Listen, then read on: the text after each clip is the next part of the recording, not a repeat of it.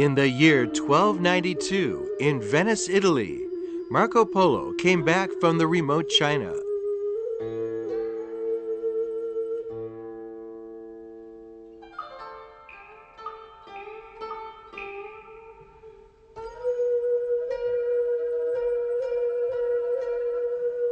He brought back with him gold, jadeware, and tales about China and Chinese porcelain.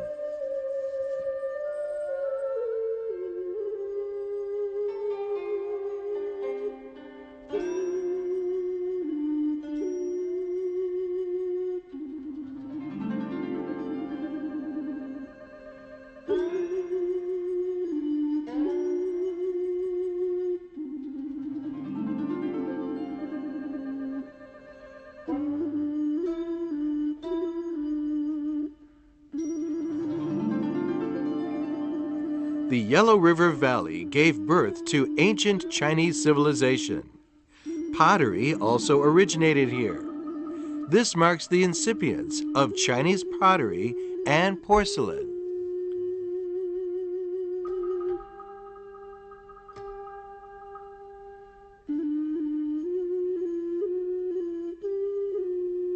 Some of the unearthed Neolithic pottery wares were not merely daily utensils. They are already artworks.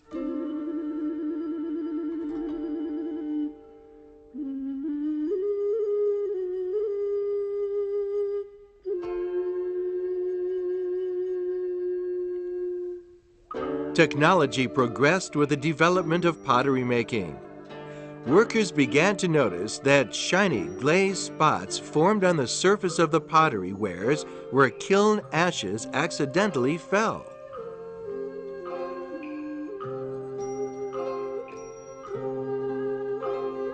Hence, Chinese pottery artisans began experimenting with glaze, which coated the pottery surface.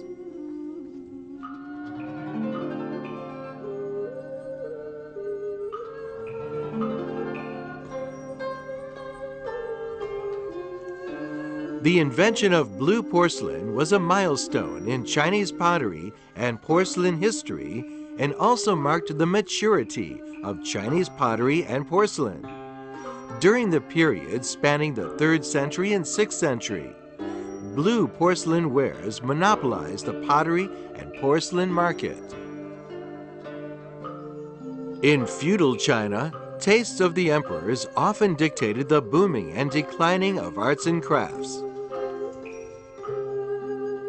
In the Song dynasty, porcelain kilns scattered across the country. Various styles emerged. It is during this period that the 6 kiln families and 5 famous kilns formed. This was the time when Chinese pottery and porcelain reached one of its peaks. With regard to the glazed colors, blue is the most popular color. However, the whitish hue of white jade and its fine texture were imitated in the making of blue porcelain.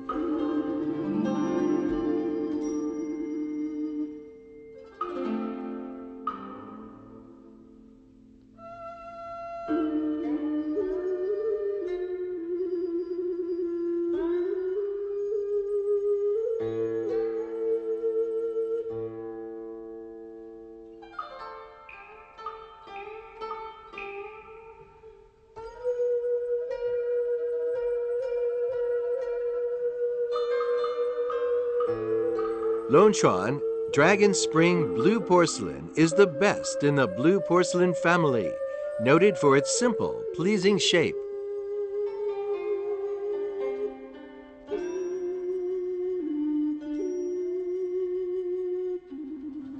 The coarse, heavy, and awkward bases were replaced by fine, light, and exquisite ones, which marked a qualitative leap forward. In terms of the glazes, technologies of repeated firing and application of glazes were introduced. 我们从古代那个古窑子挖出那个瓷片，那个梅子青同粉青，那个颜色非常漂亮。那么我们现在从这几年10年来，我们不大稳定，可能我们在局部里面呢烧出来有梅子青的效果，可能一些颜色上面还达不到那个古代那个颜色。那么这也值得我们以后很好去研究它。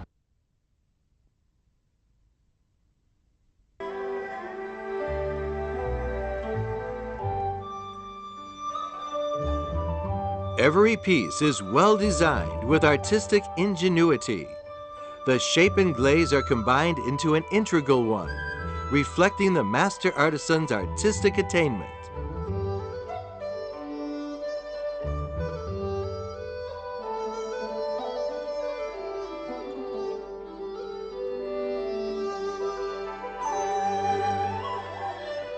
Many of the pieces were tailor-made for the emperor.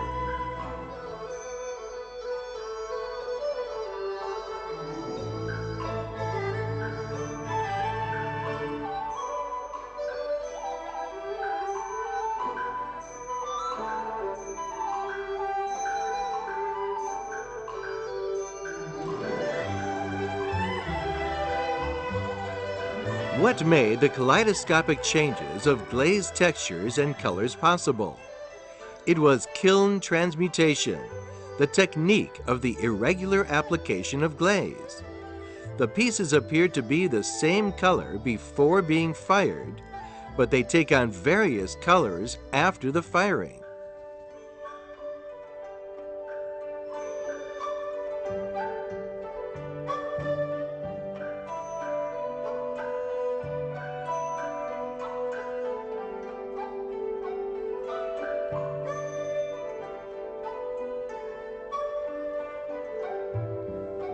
Artisans in the northern Song dynasty added some cupric oxide into the glaze in making the Junzi porcelain, which is noted for its iridescent colors.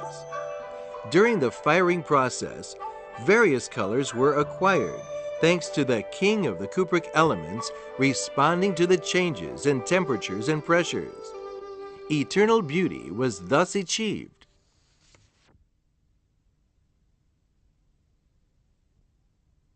它烧成的时候是，首先在一个复火堂里面装满木材，然后呢，在上面装上没有烧的瓷器，然后在这边呢，就是最后在这边开始点火，在这火塘点火以后呢，整个的一个烟囱一个烟囱的排过去。首先是火塘上面的烟囱着火，着火以后呢，把它烧热以后，把这个盖起来，再一个、2个、3个，这样逐渐的把这烟囱口都打开，这样呢，火来把整个里边的窑室里边的温度都升高了，升高到大概1000度左右的时候，复火塘的木柴呢就已经就是它燃烧不了，但是温度都提高了，提高以后呢就变成木炭，在变成木炭的过程中间就释放大量的一氧化碳和水蒸气，这些水蒸气和一氧化碳对菌釉的表面的釉色变化。 这化学变化反应呢，就是说起了很大的作用。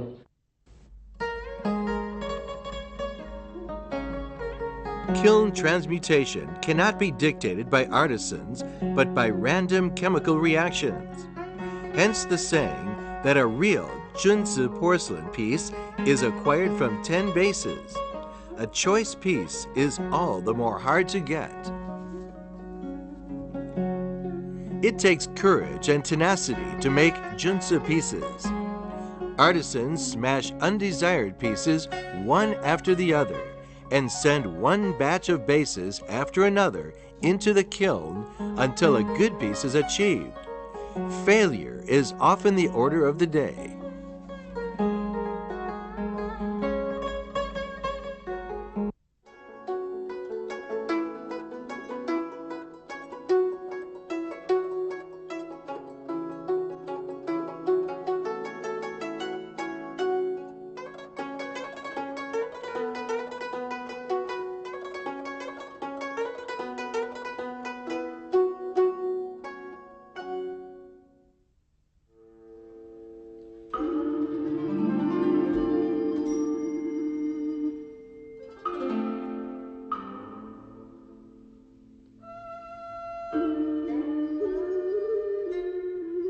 This is the oldest kiln deity tablet found in China, the Yinghao tablet. It records the history of the Yaozhou kilns and the glory it achieved. The Yaozhou kilns were located in today's Huangbao Township. Shaanxi province. In the 10th century, the sprawling area bristling with kilns made the place the largest porcelain-making town in the world at the time.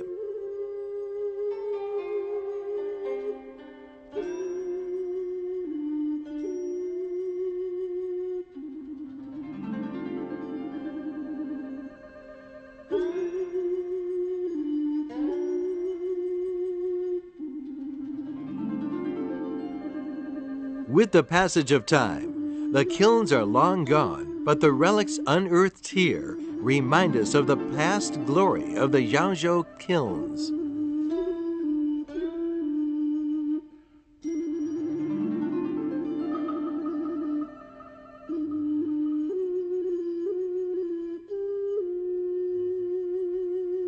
The Yangzhou blue porcelain pieces, representative of the Chinese porcelain, were exported overseas during the period spanning the Tang and Yuan dynasties.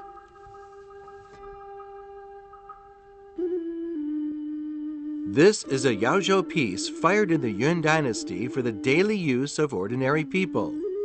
In order to boost outputs, artisans rushed to restructure the kilns, which, however, led to substandard porcelain ware. This, in turn, led to the decline of the Yangzhou kilns.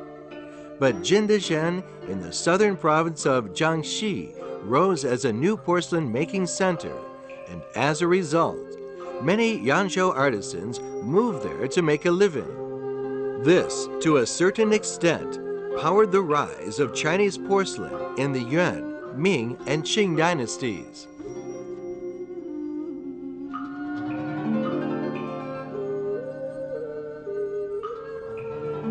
The tracking of porcelain's development is bound to lead people to a place where porcelain-making elite flock, Jingdezhen,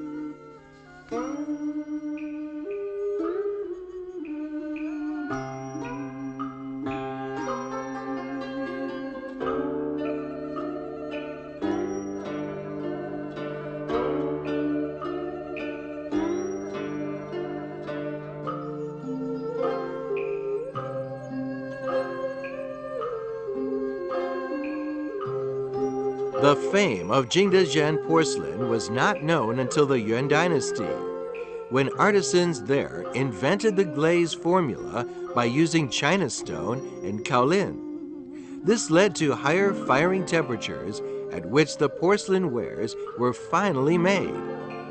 Large batches of choice pieces were turned out during this period and were exported in large amounts. Porcelain was hence closely related to China, Chinaware.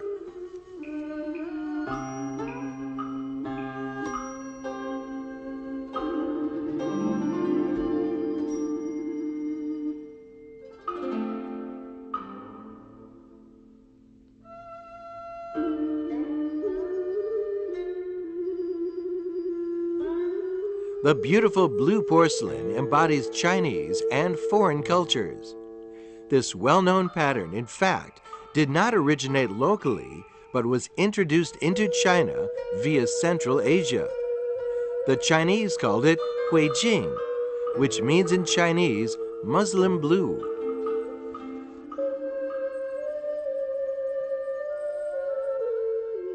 It was said that Western people did not believe that porcelain was man-made when they first saw Chinese porcelain pieces. Chinaware and its producer were the topic of the time.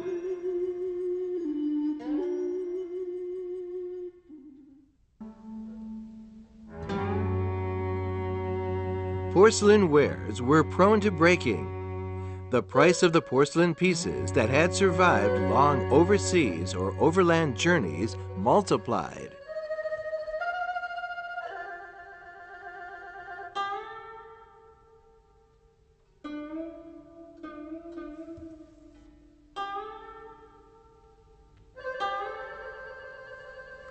In 1498, Portuguese voyager Vasco da Gama discovered the route to the east round the Cape of Good Hope. Chinese porcelain wares were shipped back to Europe via the newly discovered route, which triggered a porcelain rush.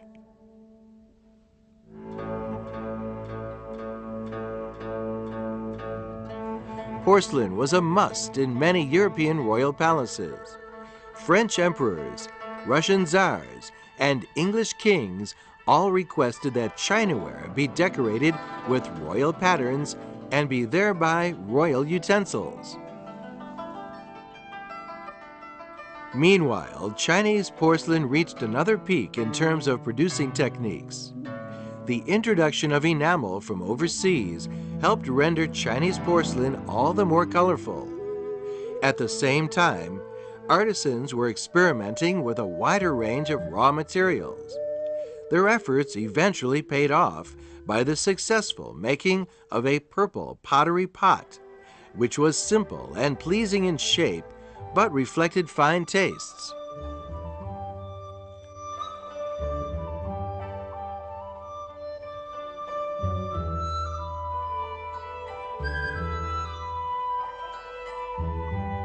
Artists seek underlying connotations in making purple pottery pots.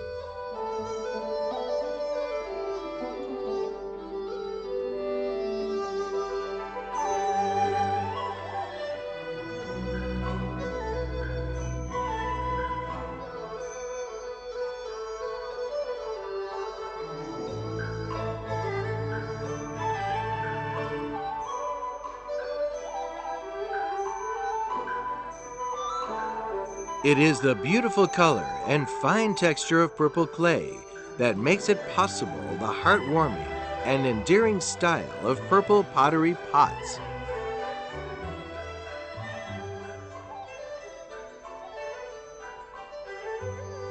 White porcelain emerged in the north of China as early as during the 386 to 581 AD period. It indicated that porcelain making techniques had already reached a fairly high level. The ferric content in the glazes was kept low and thus prevented interference in the porcelain colors. This paved the way for the invention of colored porcelain later.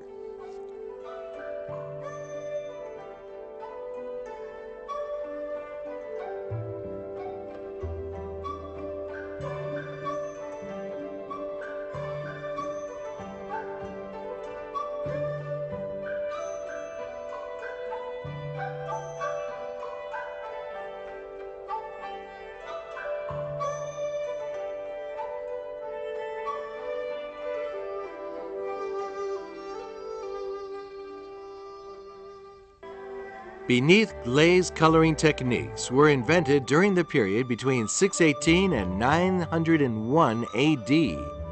The porcelain ware thus made was fired at a temperature of 1,300 degrees Celsius.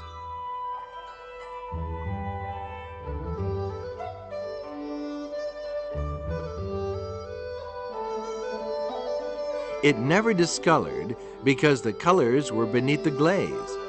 The techniques are still employed by contemporary artists.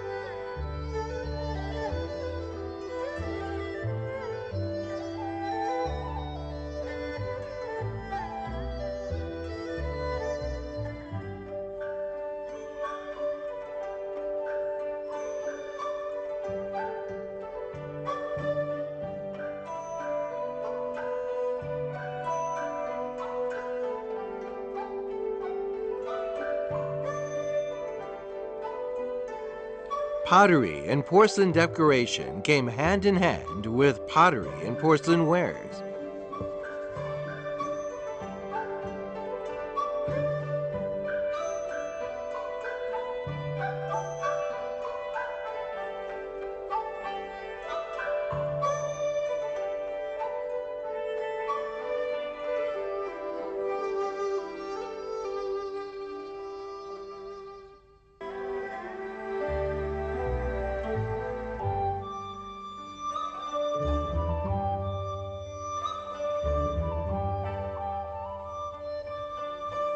Porcelain sculpturing, a branch of porcelain decoration, has a long history.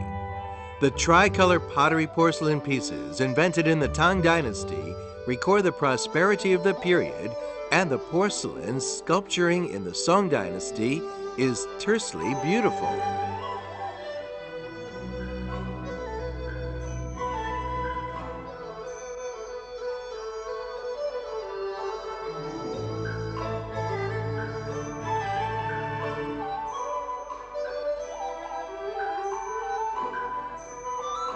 The Ming and Qing dynasties mark the zenith of porcelain sculpturing in terms of shapes and techniques.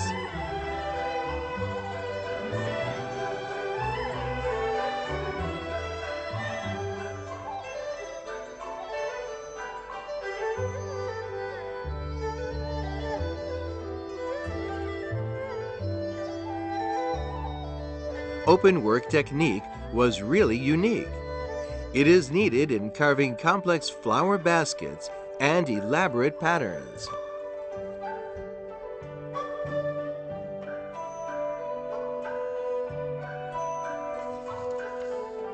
Knead sculpture techniques are employed to make this kind of chrysanthemum plate. This chrysanthemum is no more than 2 centimeters in diameter, but it features 300 petals. It takes 3 skilled workers 3 days to make it, firing time not counted.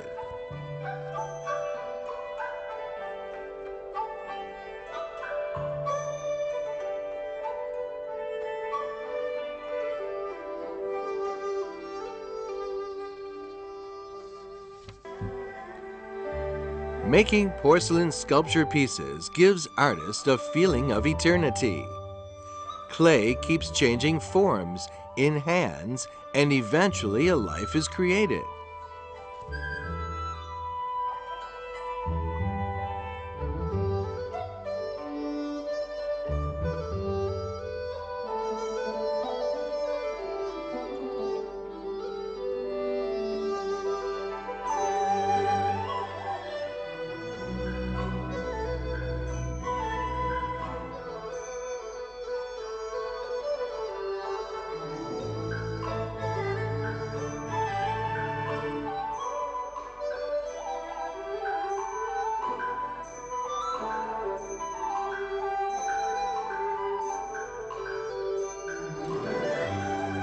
The progress of society requires that porcelain sculpture artists come up with something new while inheriting the tradition. Pieced work and mosaic techniques help promote the progress of the art of porcelain sculpture.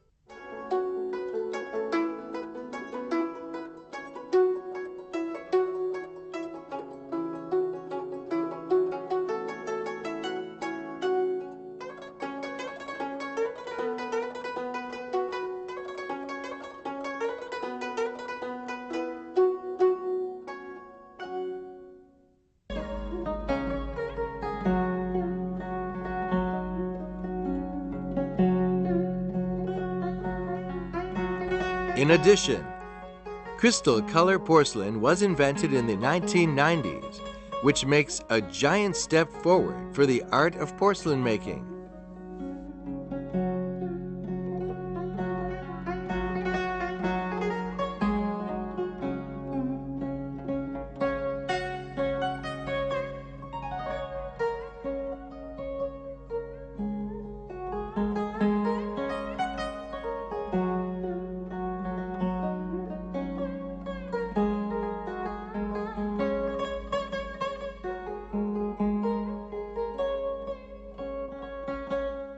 Crystal color porcelain is the combination of painting and high speed.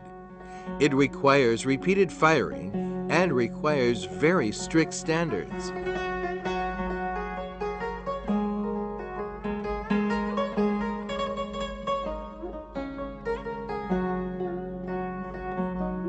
Executing painting on the surface of this kind of porcelain is extremely difficult because few pigments can bear the high temperature which is required to fire such porcelain wares. The major difference between the crystal color porcelain and the traditional one lies in the pigments. Many chemical elements are added to the pigments for crystal color porcelain, which helps bring out a kind of embroidery effect.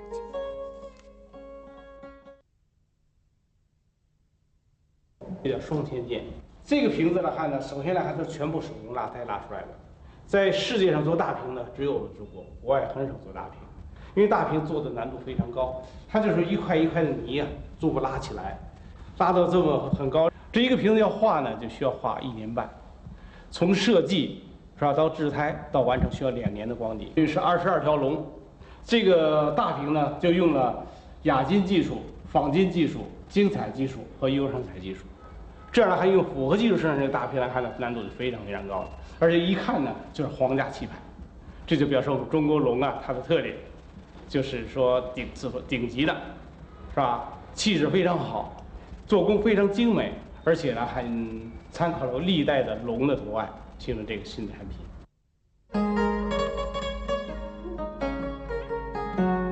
The crystal color techniques graft the cream of the traditional culture onto the porcelain and therefore makes porcelain ware more expressive.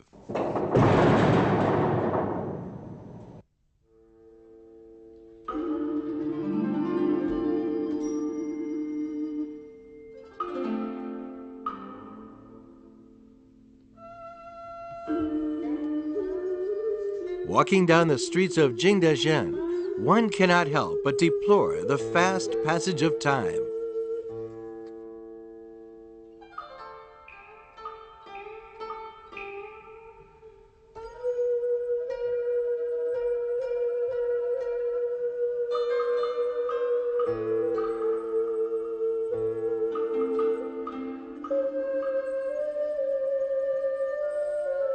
Although many of the porcelain kilns in Jingdezhen have been modernized, one can still see people make porcelain with centuries-old techniques on the edge of the town. They craft their wares with their hands and inject their passion in the firing.